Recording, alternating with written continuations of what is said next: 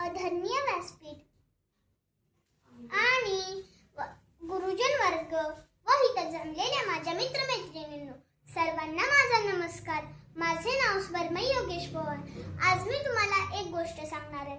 गोष्टीचे नाव आहे आपली आवड. एक राम नावाचा मुलगा होता.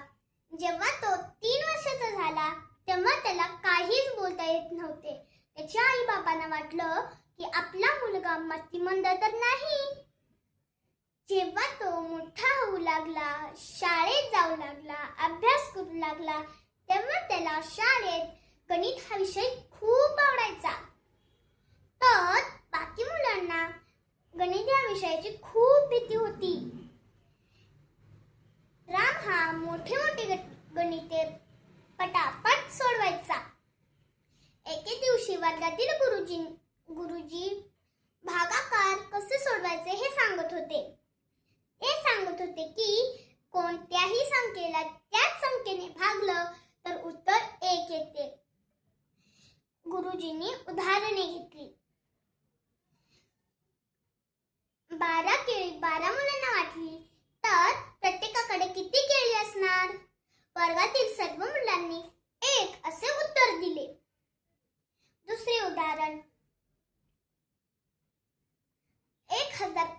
1000 लाडू 1000 मुलांना वाटली तर प्रत्येकाकडे किती लाडू असणार?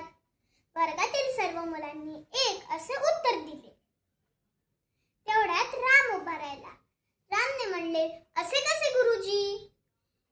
जेव्हा आपण शून्याला शून्याने भागतो तर उत्तर 1 येईल का?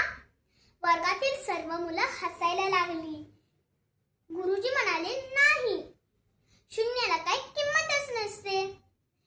राम म्हणाला, असे कसे गुरुजी?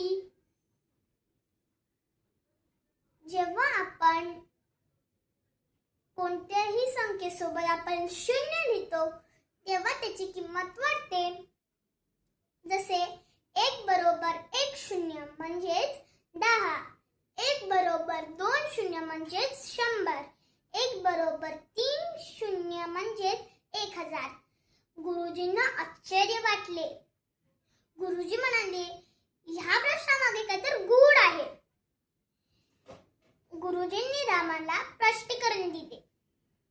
तर रामाला गणित या विषयात गोडी निर्माण झाली.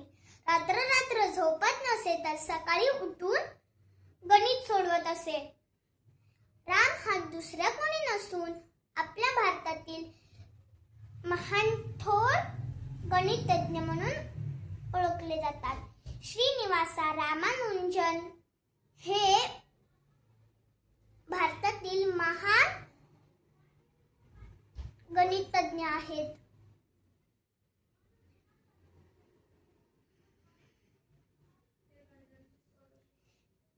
ते लंडनची स्कॉलरशिप मिळवणारे पहिले भारतीय आहेत. श्रीनिवास रामानुजन यांची जयंती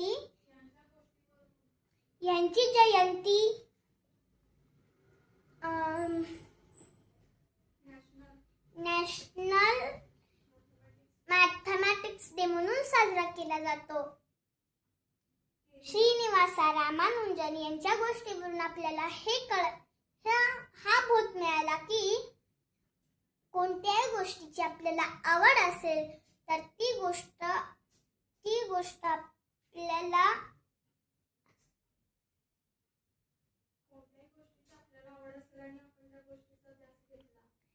त्या गोष्टीचा आपण ध्यास घेतला तर ती गोष्ट आपल्याला महान शिखरावर घेऊन जाते. धन्यवाद.